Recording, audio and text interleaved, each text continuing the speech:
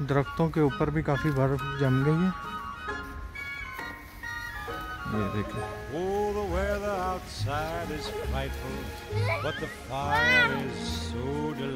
बच्चे एंजॉय कर रहे हैं।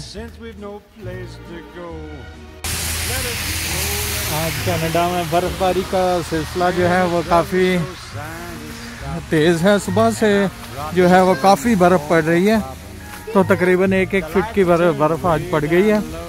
तो आज तो बच्चे एंजॉय कर रहे हैं, तो देखने में अच्छा लग रहा होगा। हर तरफ बर्फ़ ही बर्फ़ है।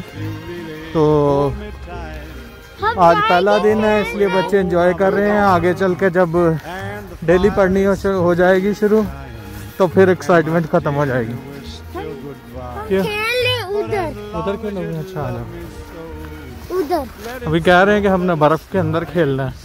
अभी पहला दिन, काफ़ी दिनों के बाद, काफ़ी दिन पहले थोड़ी सी पड़ी थी, आज फिर दोबारा पड़ रही है। आज काफ़ी ज़्यादा पड़ी, उस दिन कम पड़ी थी। तो तकरीबन आज से बर्फ़बारी का सिलसिला जो शुरू हो गया।